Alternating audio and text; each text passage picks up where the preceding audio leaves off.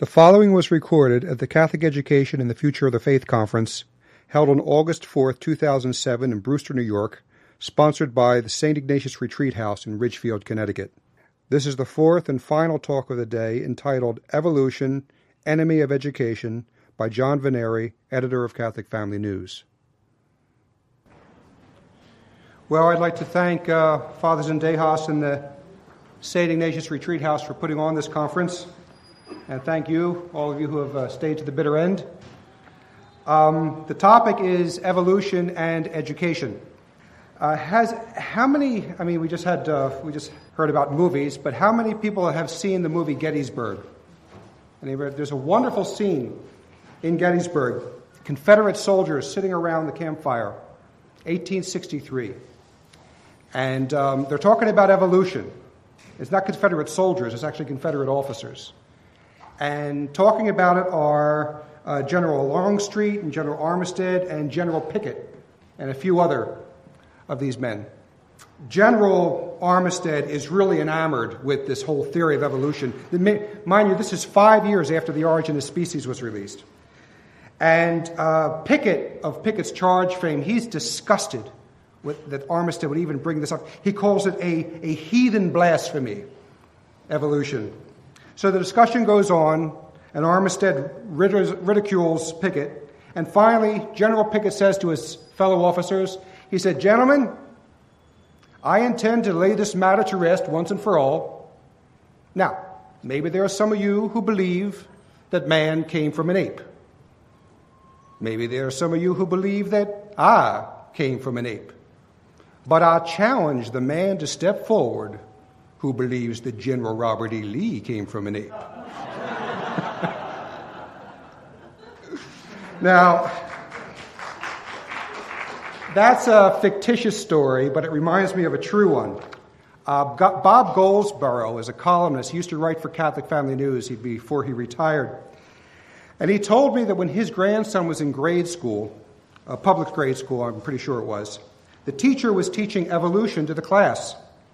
And the little boy raised his hand and said, "Teacher, maybe you came from a monkey, but we Goldsboros were created by God." Now, that's a great answer, and it's clear that young Master Goldsboro was not receiving an education from this teacher, because the teacher was teaching him things that were patently untrue. Father Thomas J. Higgins, he was a Jesuit, he was an Athenian, he was thoroughly Thomistic.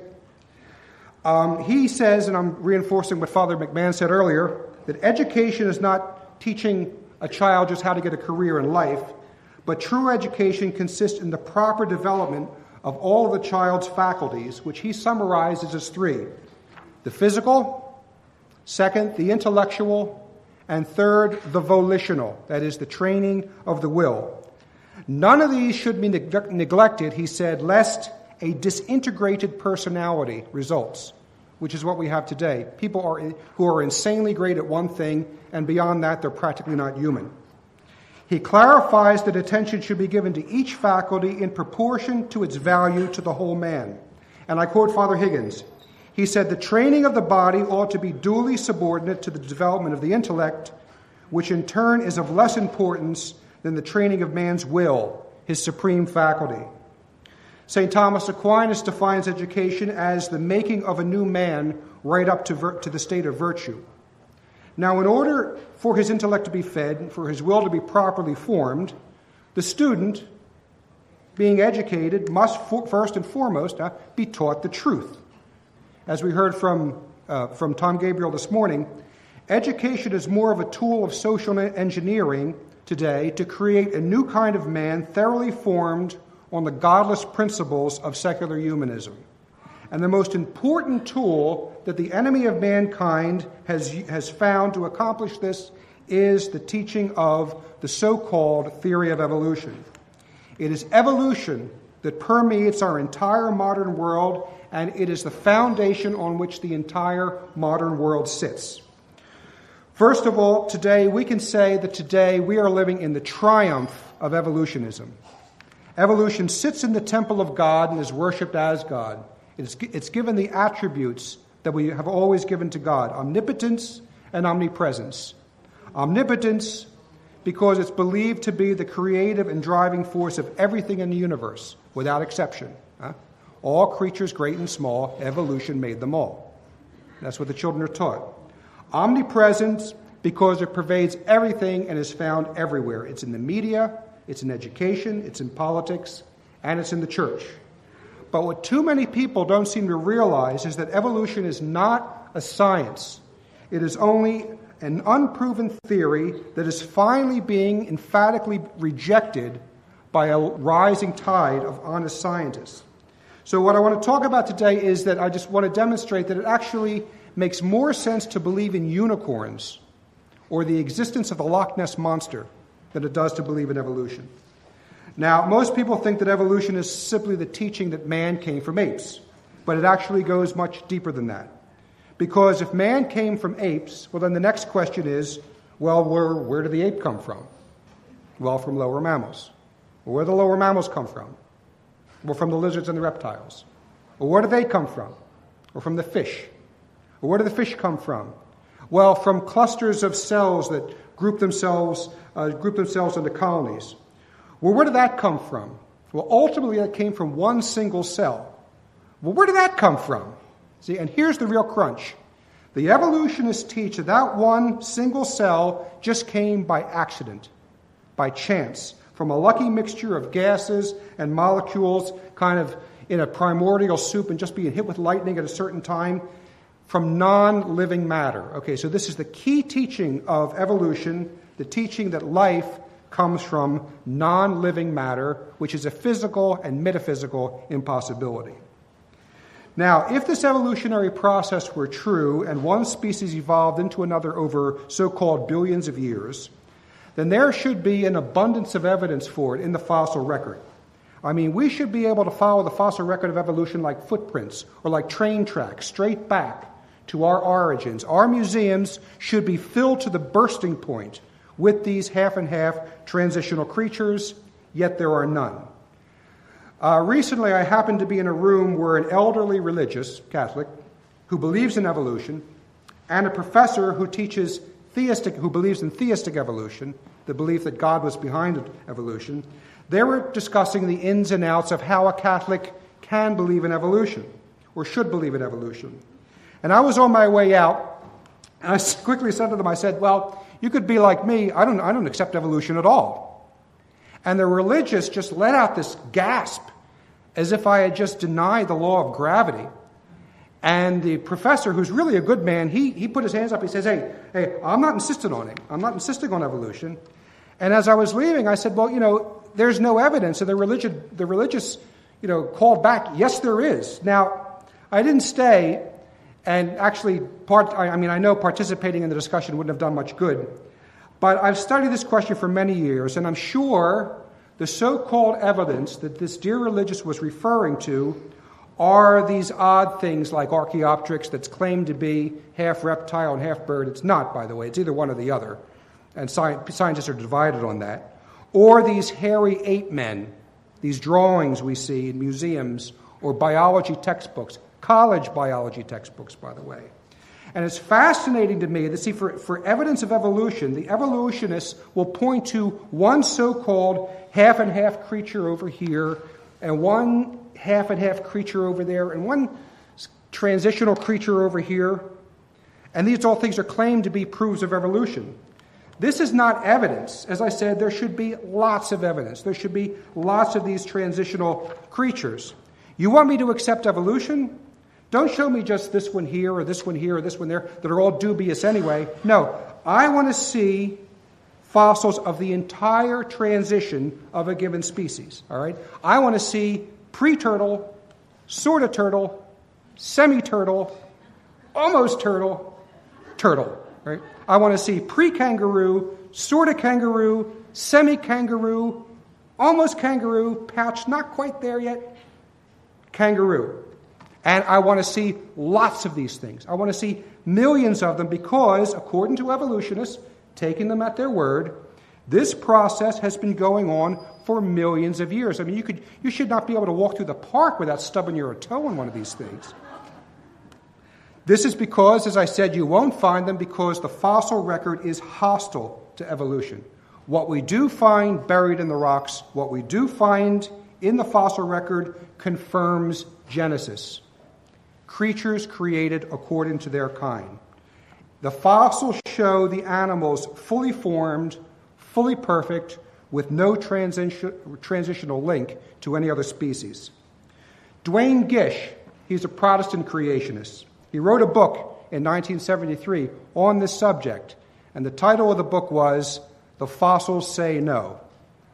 Well, he was denounced by evolutionists, he was challenged by evolutionists, so he investigated their challenges, and 12 years later, he wrote a second book, and that's titled "The Fossils Still Say No." And it does. He goes into great depth. I'd really recommend the book. And this is despite the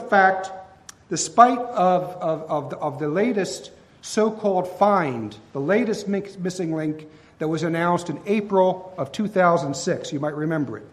About a year and a half ago. It was called Tiktaalik, and it was reportedly a newly discovered incomplete fossil of a fish touted as evidence of evolution. It was found by a team of scientists on Canadian's Ellesmere Island near the North Pole, and it was announced in the April 5th issue of Nature magazine as, and I'm quoting, "the fish that crawled out of water." Now, this fossil provides no substantial evidence to evolution. It's not even a complete fossil. It has these little lobes that they are theorizing would grow into legs, which is, anyway. The men are just speculating on what they found, but the find is still of interest. It's still important because, if nothing else, at moments like this, it forces the evolutionists to admit that there exists these wide gaps in the fossil record. I'm going to read some of the headlines from the secular press. Time magazine headlined, "An ancient fish with primitive fingers fills an evolutionary gap and shows Darwin's theory in action." The Columbus Dispatch headline, "Fishapod discovery bolsters evolution theory by filling gaps in the fossil record." The Chronicle of Higher Education, same type of headline, "Fossil discovery fills gap in evolutionary path from fish to land animals." So they're admitting that these gaps exist. Evolution is a theory full of gaps. Hardly anyone calls them out on this. Now, Darwin himself recognized that evidence for multitudes of transitional forms was crucial to his evolutionary theory. Here's what he himself wrote in The Origin of Species. He said, "The number of intermediate and transitional forms between all living and extinct species must have been inconceivably great, but assuredly, if this theory be true, such have lived upon the earth." That's Charles Darwin. He himself recognized the fact that if evolution is true, one species evolving into another over millions of years, the fossil record should be teeming with evidence. Okay, it's not there. No verifiable transition forms exist. Dr. David Ramp, Dean of the Museum of Natural History in Chicago, here's what he says. He says, "Darwin was embarrassed by the fossil record. We are now 120 years after Darwin." This is written in 1979.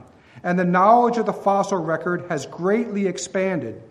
We now have 250,000 fossil species, but the situation hasn't changed.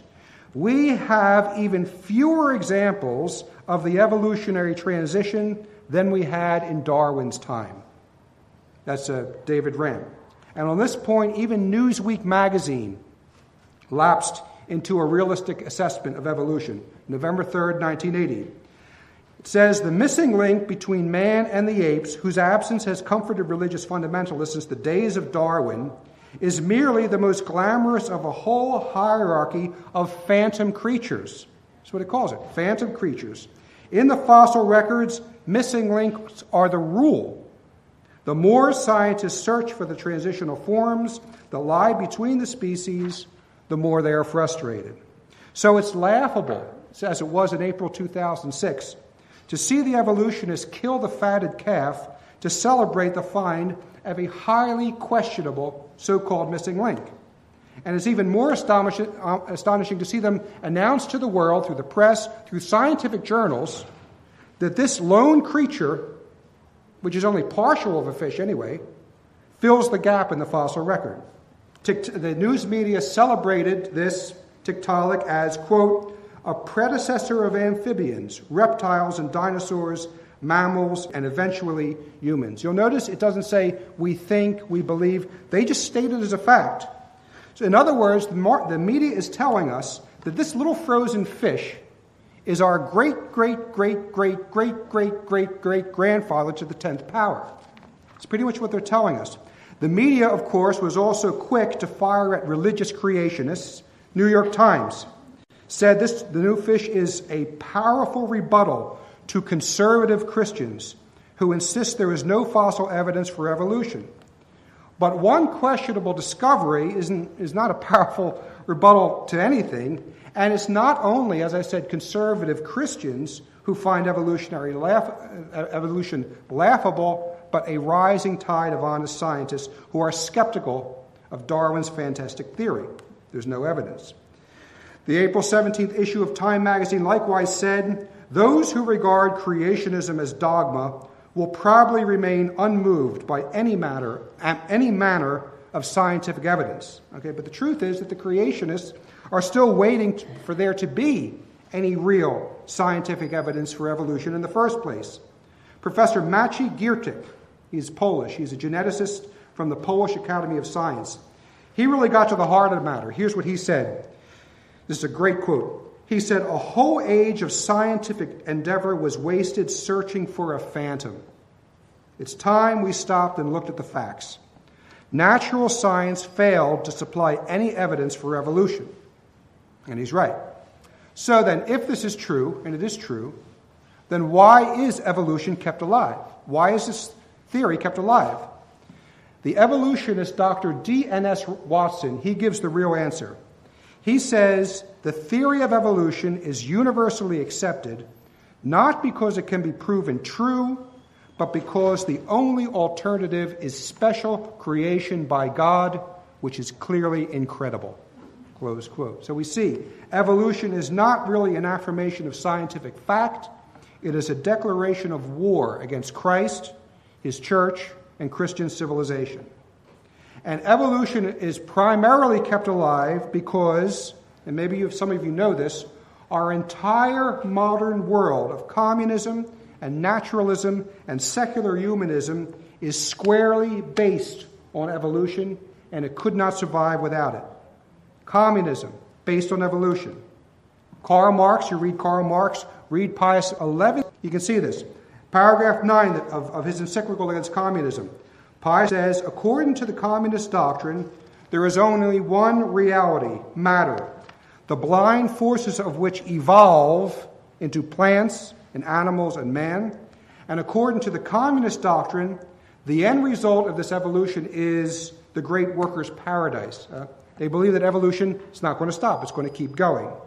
And it's worth noting that the first task of communists, whenever they infiltrated a country, was to make sure that evolution was taught as fact in all schools.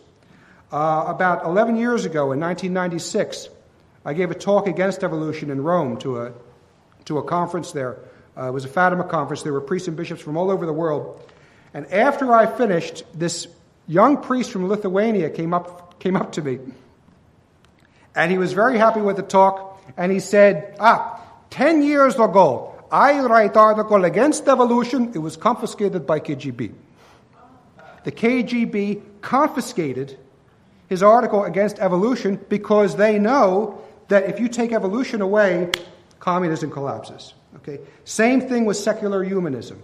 Secular humanism is squarely based on evolution, couldn't survive without it. This is not only admitted by the humanist Sir Julian Huxley, but it's enshrined in Humanist Manifesto 1 and Humanist Manifesto 2. Both of these manifestos state that man is just the chance result of an evolutionary process.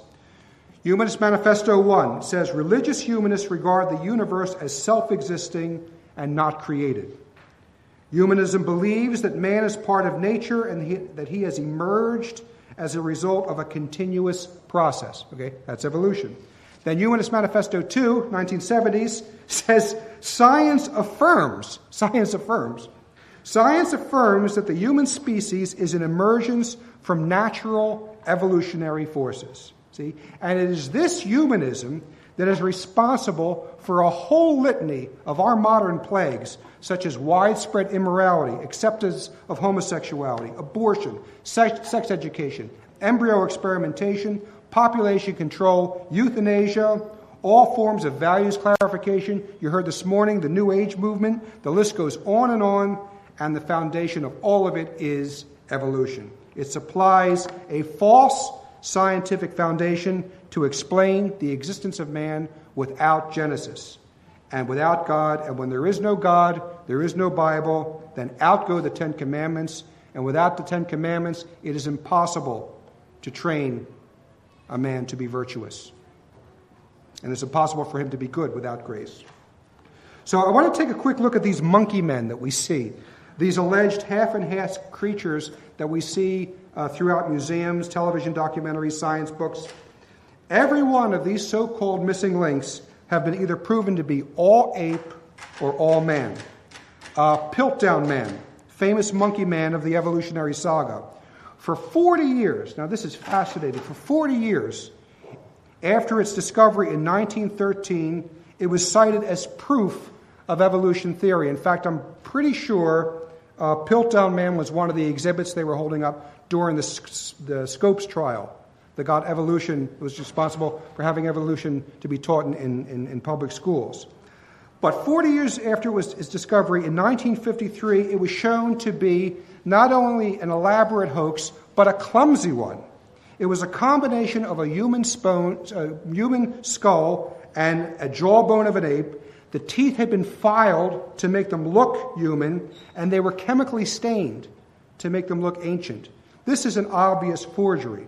It was perpetuated by the paleontologist who found Piltdown Man, Charles Dawson, Sir Arthur Smith Woodward of the British Museum, and a student priest whom you've all heard of, priest named Father Teilhard de Chardin. He was involved with the Piltdown thing. But what's the worst thing about this, as I said, is the scientific community allowed this clumsy forgery to be perpetuated as legitimate science for 40 years. Other missing links, Ramapithecus, Java Man, Peking Man, they all have their own stories. There's an Australopithecine that's been named Lucy. It's found in 1973, held up by Professor Donald Johnson as evidence of evolution. He found that during this dig or whatever, he just started with a knee bone. I think it was a knee bone. Yeah, found it with a knee joint. He announced that this is a knee joint of a half-and-half creature, and it's 4 million years old.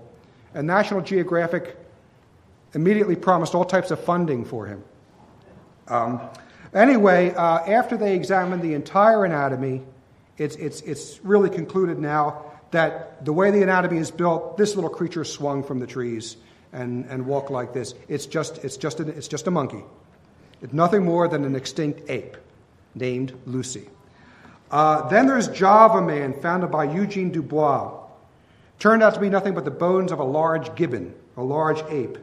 Dubois later admitted that from the beginning he had hidden evidence, he hid evidence to make it look like it was an ape, a monkey man. But there was other bones he found at the time that if he would have presented anything, no one would have taken him seriously. Because you have to understand, with these evolution scientists and archaeologists and paleontologists, there's a very strong incentive to find the oldest, to find the most, the best missing link, to find the most complete skeleton. There's a lot of incentive, and evolution science really shouldn't be called science because it's perpetuated by fraud from beginning to end. The best is Nebraska Man.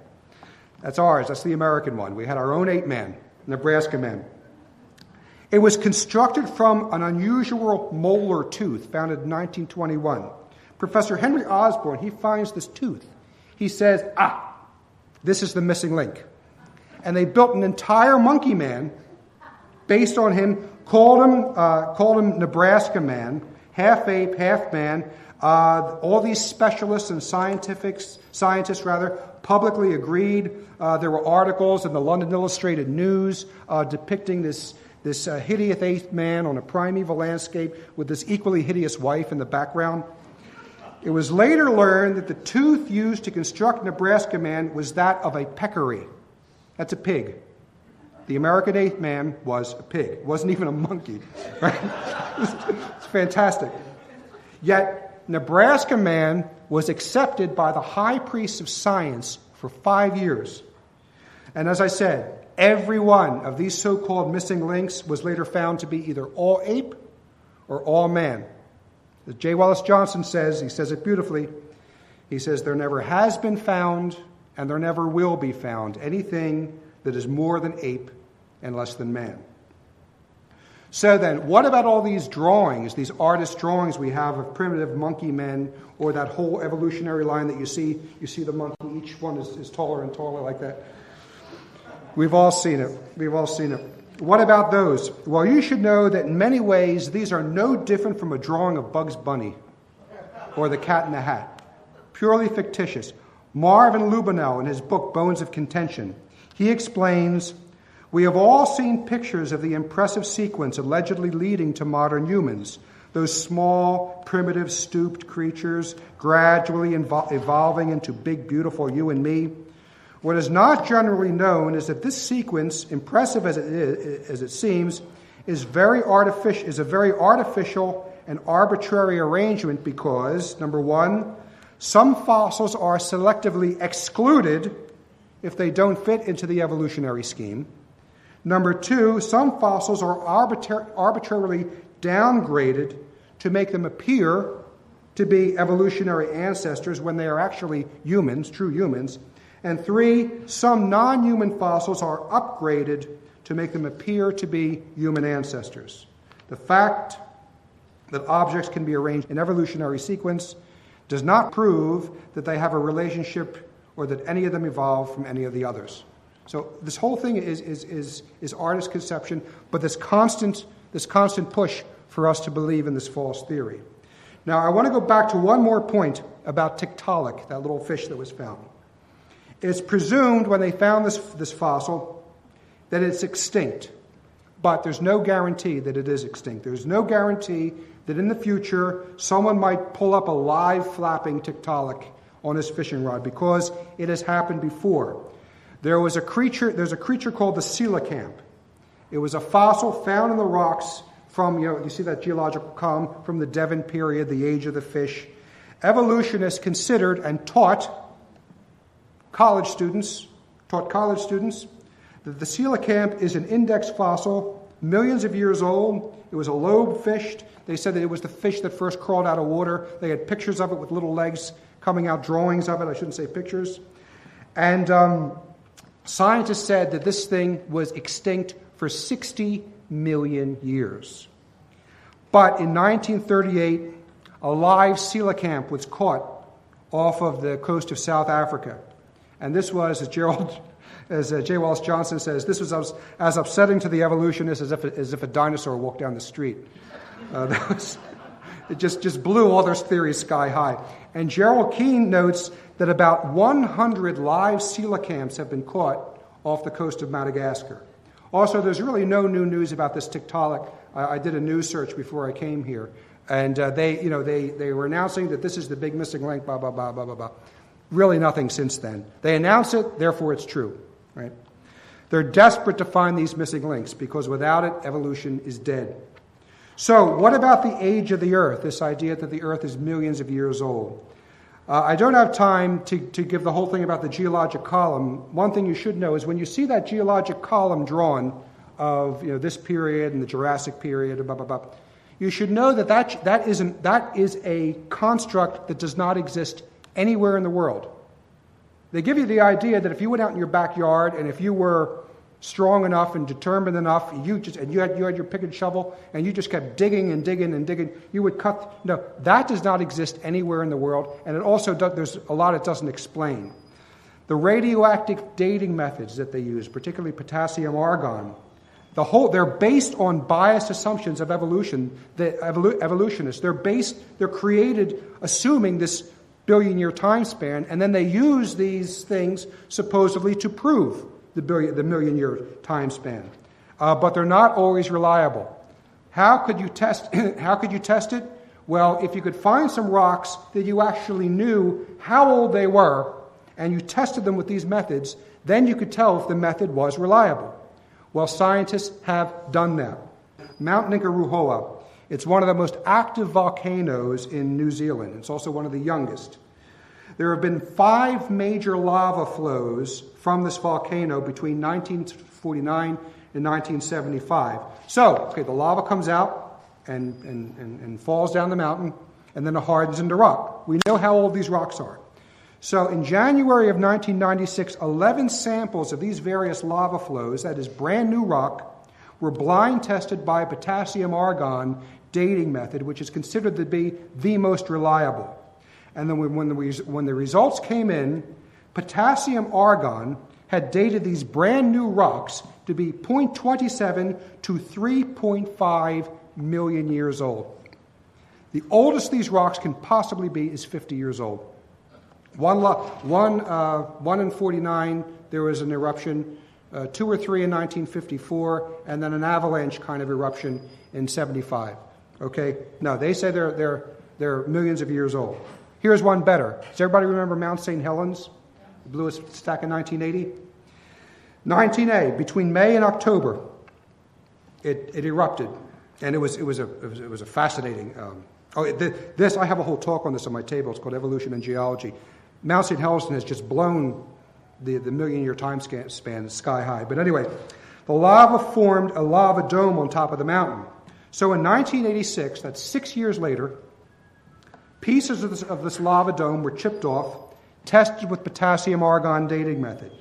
And when the results came in, potassium-argon dated these 6-year-old rock pieces to be 0.05 to 0.35 million years old. This is what we run into with these dating methods. So, carbon-14. What about carbon-14? Well, carbon-14 has been demonstrated to be only reliable for dating things within the span of thousands of years. So it's no good at all to try and demonstrate anything within the million-year time span. And even then, it's not infallible. There's J. Wallace Johnson talks about it. There's either a laboratory or a university in Massachusetts that will not use carbon-14 on anything it considers to be beyond 3,000 to 4,000 years old because they say it's not reliable beyond that point. And there are a number of dating methods that show the world not to be millions of years old, but relatively young, about 10, 15,000 years. Walt Brown from MIT, in his book In the Beginning, he lists a whole series of them. Have you ever heard of Dr. Raymond Damadian? Anyone hear that name? Raymond Damadian? Dr. Raymond Damadian was inducted in the 1989 National Inventors Hall of Fame. He is the scientist who first invented the MRI scanner that's used in the medical profession. He describes himself as a young earth creationist. In other words, he does not accept evolution. He accepts the factual truth of Genesis, and he does not accept that the earth is billions of years old, but relatively young. And a few weeks ago, I got one of the biggest surprises I've had in a long time regarding evolution. It came from a Novus Ordo bishop. June 16, 2007, diocesan bishop named Bishop Robert Vasa. He's bishop of the Diocese of Bangor, Oregon. And he wrote a column in his diocesan newspaper saying openly that he accepts a young earth, not an earth that's millions of years old. He tells how recently he went to visit a local lake and gorge in his area, and a group of scientists explained everything, the sediment layers, everything, the formation, everything. They explained it from a young earth perspective. And here's what he said in his column. Here's how he closes it. He says, "I have no difficulty believing that God created it all out of nothing, and that he continues to guide its change and its development. I am finding it increasingly difficult, however, to believe that he took 50 or 75 or 114 million years to make it what it is." And he closes, "I suspect we seriously underestimate the creative power of God." It's a Novus Ordo bishop. Novus Ordo bishop. And this is a much better Catholic reaction than what we have seen in decades, believe me. And I'll explain what I mean by that, because From here, I want to move into a discussion of what has been the standard Catholic reaction to evolution for a long time, and which has not been a good one. And it's what we read actually in pre-Vatican II theology textbooks. It's the one thing that they should have updated and fixed, and they didn't. They made it worse. But it's something called theistic evolution, the belief that God has used the evolution as part of his creative process. Now, of course, you'll remember, this is what we heard from Pope John Paul II, that speech that was like a shot heard around the world that he gave on October 24th, 1996 to the Pontifical Academy of Sciences, saying that evolution is more than just a hypothesis. The fundamentalists thought we were crazier than ever when he said that. And recently, too, Pope Benedict XVI says that a Catholic should accept both. He's the great Hegelian, looking for the new synthesis, always the new synthesis. He shouldn't accept creation without evolution, and he shouldn't accept evolution without creation. He said that a couple weeks ago. There's no evidence for evolution, as we saw, but Cardinal Ratzinger, Pope Benedict XVI, and Pope John Paul II, they were formed in the 1950s. They are stuck with this theistic evolution. First of all, neither one of these statements by John Paul or Benedict can be considered as magisterial. They're just speeches. And because Pope John Paul II gave that speech to the Pontifical Academy of Sciences, sounds like an institution we should pay attention to, I want to take a quick look at the present state of that institution. Because we want to answer the question, who are these men? Who are these men advising the popes, advising today's popes, that there is scientific evidence in favor of evolution? Now, just as the various theological pontifical academies are now bursting with progressivists and modernists, like the Pontifical Biblical Institute, if you read the C.C. No articles on that, it's just full of modernists. Likewise, the Pontifical Academy of Sciences has its generous portion of evolutionists and eugenicists. A few examples. On November 18th, 1992, the Massachusetts-based Union of Concerned Scientists issued a 1,300-word world scientist warning to humanity. That was the headline. It warned that, quote, human beings and the natural world are on a collision course. Now, the statement contained the usual hysteria about the dangers to the environment, atmosphere, ocean, soil. This is before they got on the kick of global warming. And by the way, they hired a public relations man to give them a better term. Because I don't know if you saw this year in Phoenix, the global warning, I think it was in Phoenix, the global warning conference was canceled due to an ice storm. Did you see that? It's terrific. So, the global warming's not working, so they hired a professional public relations man, and he's the one who came up with the term climate change. That's what you hear now. This is a public relations ploy by a guy who's really good at this. I saw a documentary about it. Anyway, this document from these scientists, it called for population control, equality of women, and the guarantee for women to, quote, control their own reproductive decisions, which is code words for a woman's so-called right to abortion. Over 1,500 members of the world's leading scientific academics signed the warning. Among them were, hand on your heart, Carl Sagan, the evolutionist and atheist and globalist, and at least 7 members from the Pontifical Academy of Sciences, and at least 7 members from other pontifical academies. This is right in the shadow of the Vatican, signed this pro-population control, pro-abortion document. Then on June 15th, 1994, as the Vatican was campaigning against some of the family planning proposals drafted for the UN Cairo conference, the Pontifical Academy of Sciences issued a report that urged limits on the family size to avert, and this is the quote from the document, to avert insoluble problems of runaway growth. The report also suggested the birth rate should be limited to about 2 children per couple. Well, the Vatican immediately distanced itself from the statement. Pope John Paul II was reportedly furious about it because it contradicted what they were trying to do in Cairo. Then there's a man named Dr. Cyril Panampuruma. Dr. Cyril Panampuruma. The December 24th, 1994, edition of the New York Times ran the obituary of Dr. Cyril Panamparuma, a chemist, it said, who explored the chemical paths by which life might have originated. In the search for life's origins, Panamparuma was widely known for his optimistic belief that a chemical explanation would be found.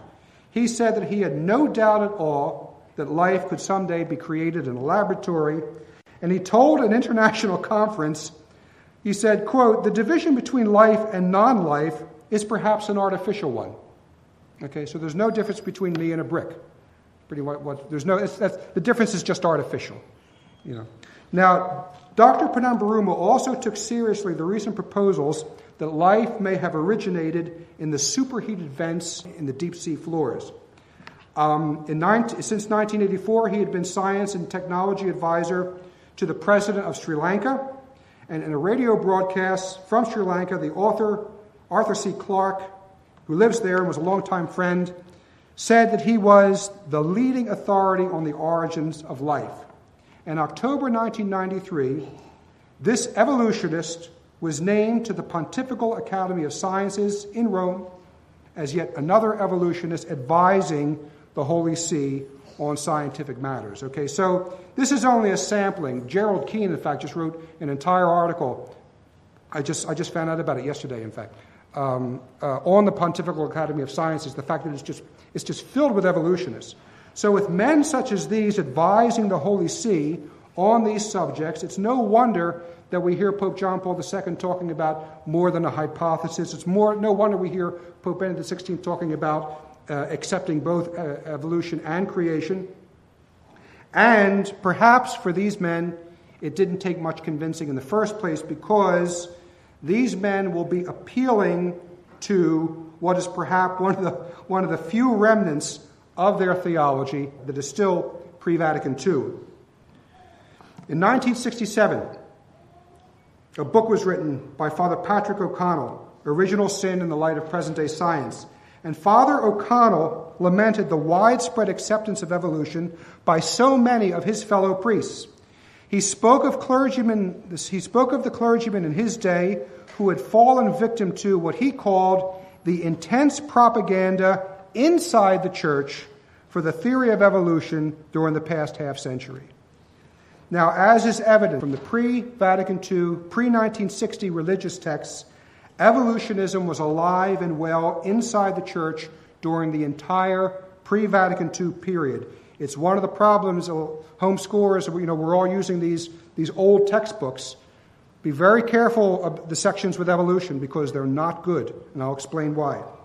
The teaching contained in this text, loudly repeated today, is the claim that a Catholic may believe in evolution, provided, number one, that we believe that God is the creative force behind it all, and number two, that we may believe in evolution of the body, but we may not believe in the evolution of the soul. This teaching, as I said, is the teaching of theistic evolution. Supposedly, it's a legitimate compromise between Genesis and Darwinian naturalism. And it seems to me that this was a great weakness in the pre-Vatican II era, and is probably what provided the opportunity for someone like Teilhard de Chardin and other evolutionists to gain widespread favor. And I really believe this, that theistic evolution has been the great neutralizer that has prevented Catholics from fighting what is actually a deadly infidel creed. Because why should I take the trouble and why should I spend the energy to fight something that admits a Catholic interpretation? Now, evolution has produced nothing but disastrous and irreligious fruits as the foundation for the modern errors that are warring against the church, what I talked about earlier. In a letter to a friend, Darwin himself called his theory the devil's gospel. So instead of fighting the devil's gospel, as we should be doing, theistic evolution has us trying to find a home for it in Genesis. And it just destroys the reading of Genesis. Now, the defects of theistic evolution can be summed up in 2 points. First of all, based on the massive evidence against every aspect of the theory of evolution, it's really safe to say that the days of theistic evolution are over. We really shouldn't even consider it anymore. And secondly, not enough people have thought about this. According to strict papal teaching on the subject, it can be argued that theistic evolution was never really a legitimate Catholic position in the first place. When I line up what we're allowed to believe, I don't know that anyone here would see fit to believe in it, because it's quite bizarre. So anyway, in light of the massive evidence against the theory of evolution, especially since 1980, because I didn't mention, in 1980, a group of scientists, evolutionists, meeting in Chicago, rejected Darwinian gradualism because of lack of evidence. But instead of just throwing evolution out, they adopted an even more bizarre theory called punctuated equilibrium, which states that there was long periods of equilibrium with nothing, punctuated by sudden changes so fast that they left no fossils. And it's basically a reptile laid an egg and a bird popped out. I mean, that's punctuated equilibrium. That's the present state of evolution science. So evolution deserves no credence. So in light of this, believing in theistic evolution is even worse. It's like believing in a theistic fairy godmother, or like a theistic Dumbo, providing God made the ears, or believing in February 31st, providing we put it on the Christian calendar. Well, it doesn't make any sense to believe in fairy godmothers, or Dumbo, or February 31st, because they don't exist. Likewise, it's ridiculous to believe in a theistic evolution, because there's no such thing as evolution. Now, the next point. According to strict interpretation of papal teaching, as I said, I argue that theistic evolution was never really a realistic and legitimate Catholic position in the first place. Now, it's common for Catholics to point to Pope Pius XII's encyclical Humani Generis, 1950, as the Magna Carta for allowing them to believe in theistic evolution. And I believe that this is a misreading and a misapplication of Pius XII's words. A lot of churchmen interpret it this way. It's a green light for teaching theistic evolution, and they do so because they have become, as Father O'Connor said, they have fallen for the intense propaganda inside the church for the theory of evolution during the past half century. And when he wrote this about 1967. With the 50 years he was talking about was, say, from the time of Pius XII to the time of the Second Vatican Council. That was brewing in the church, this intense propaganda for evolution. Now, we have to remember that during Pope Pius XII's time, the evolutionists had a total monopoly over science and education. They had all the money and all the media they needed. Teilhard de Chardin's expedition was funded by the Rockefeller Foundation. Plenty of money for that. And we tended to believe what scientists were telling us because of the true advances of science that was taking place in other areas.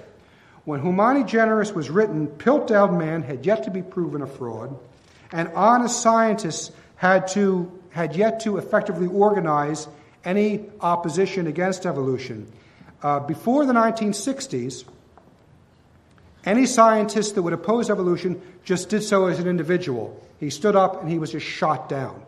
But it was around early 1960s that scientists actually started to group together and pool their efforts and produce really solid research and solid findings that worked against the theory, that proved the theory wrong. And it was only then that it started to emerge all this evidence against evolution. It was when the scientists got together. So in the 1950s, before this, evolution was riding high on a worldwide tidal wave, and even some of our best churchmen had allowed themselves to be intimidated by it.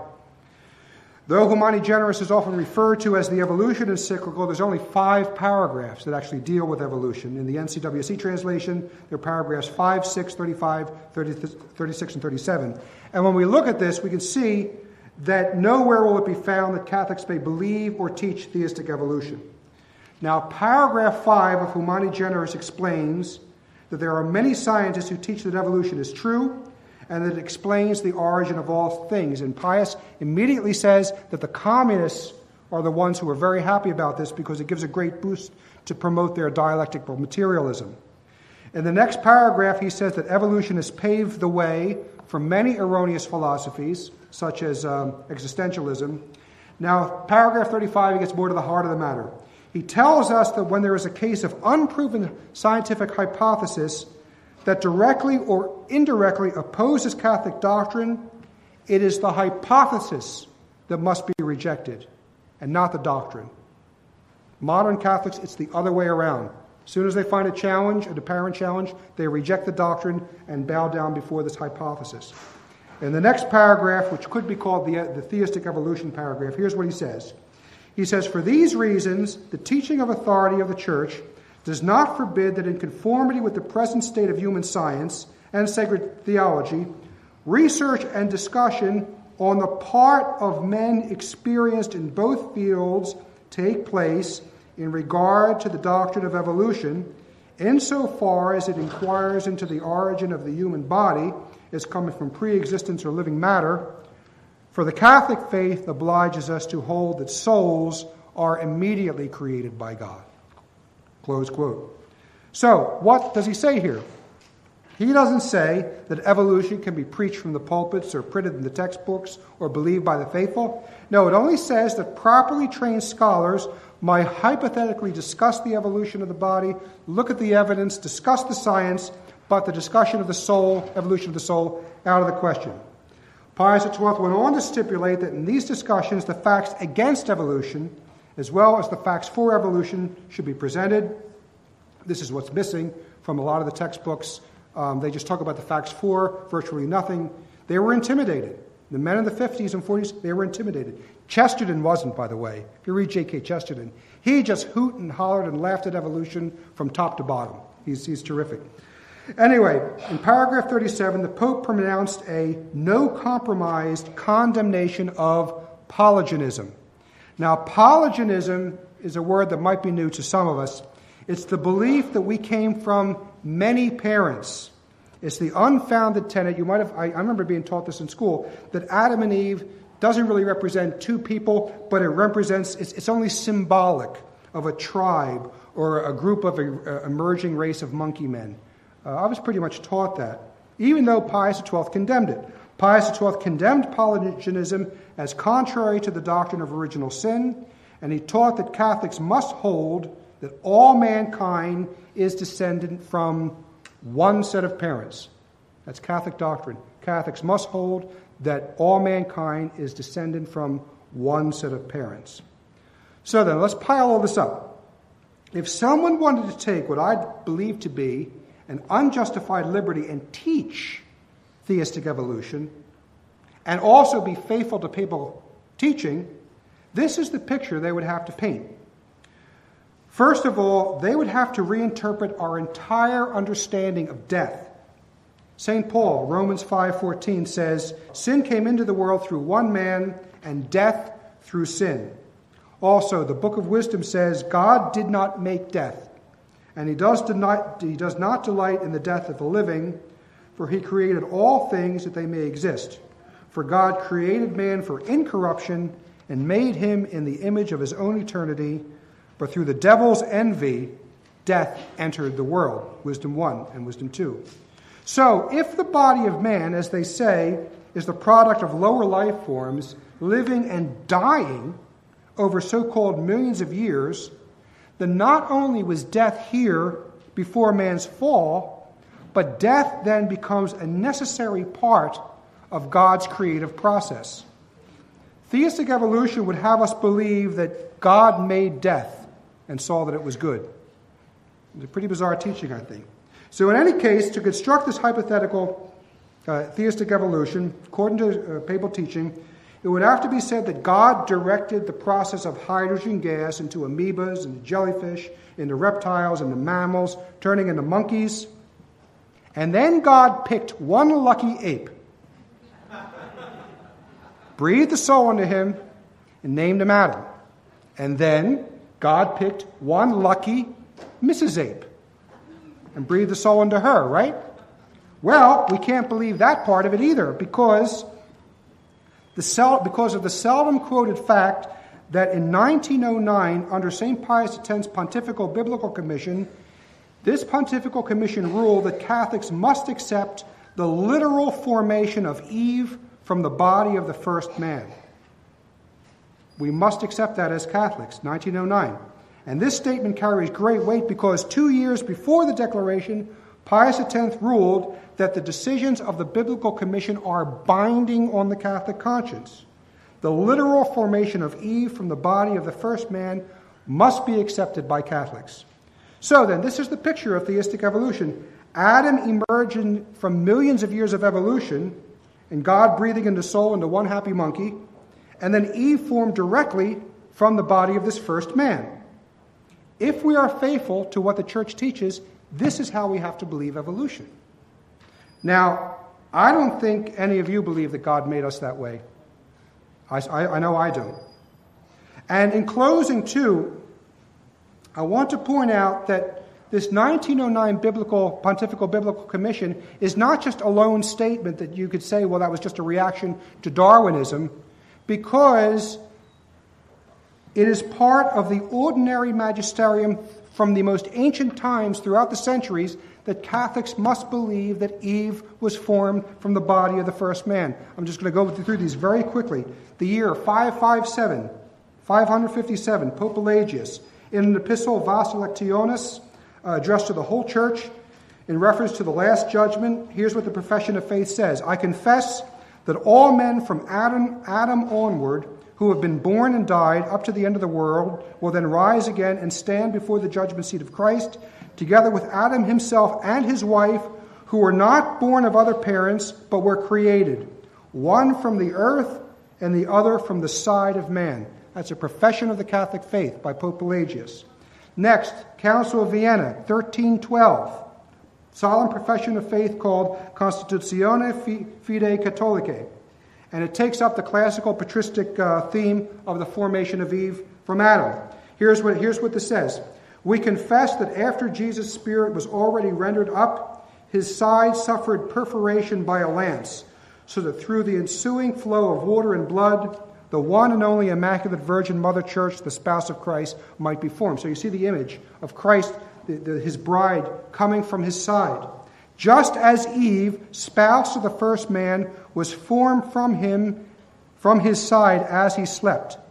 This happens so that the reality manifested in our last Adam, that is Christ, might correspond to a certain prefiguring of that reality constituted by the first and ancient Adam, who, according to the apostle, is the type of the one who was to come.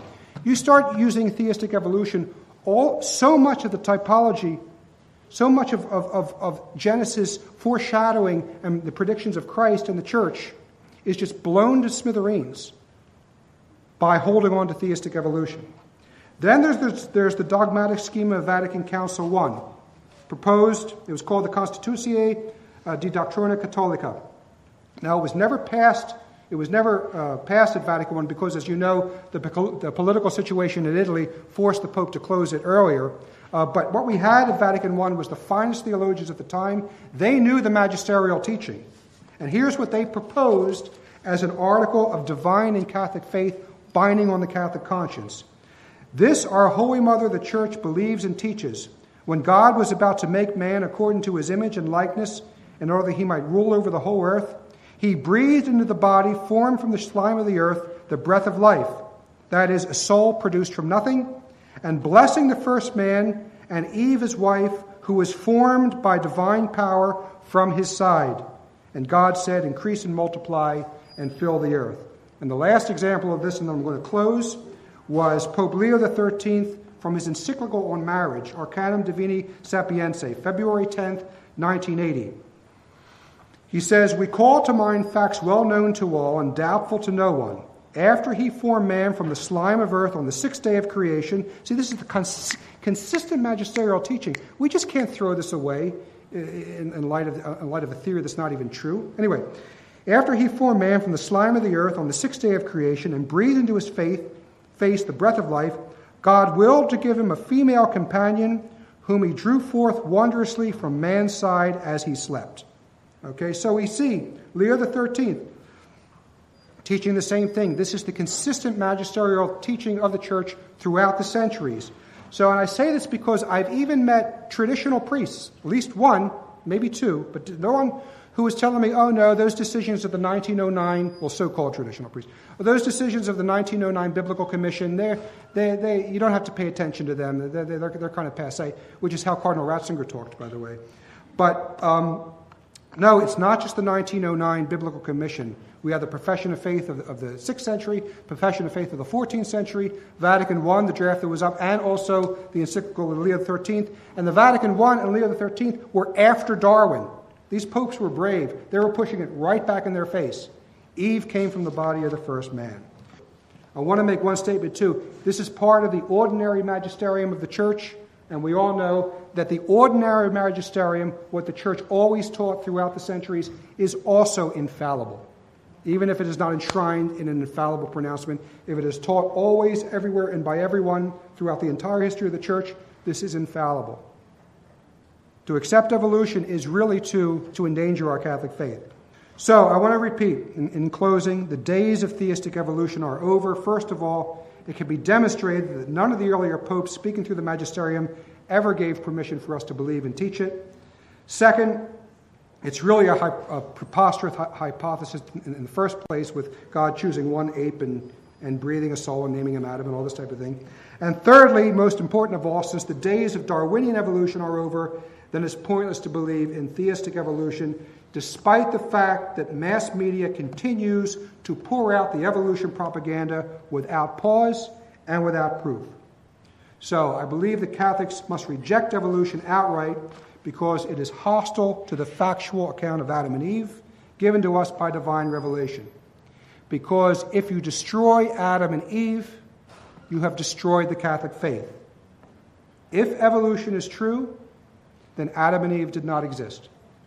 And if Adam and Eve did not exist, then there's no such thing as original sin. If there's no such thing as original sin, then there's no need to be redeemed from original sin. And if there's no need for a redeemer, then there's no need for Christ, the second person of the Blessed Trinity, to die on the cross for our sins. And if there's no such thing as the sacrifice of the cross, then there's no such thing as the sacrifice of the Mass.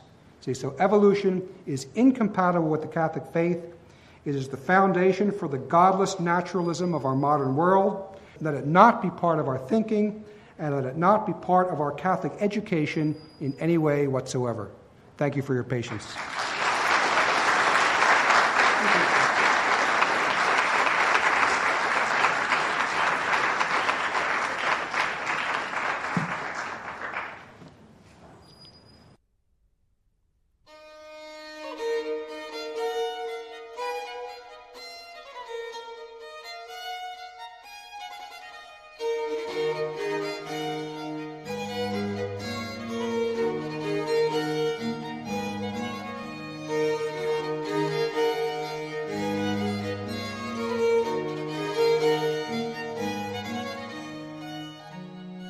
Extra copies of this recording may be obtained by writing to Oltyn Library Services, that's O-L-T-Y-N, Oltyn Library Services, 2316 Delaware Avenue, PMB 325, Buffalo, New York, 14216. Please ask for our catalog of traditional Catholic materials.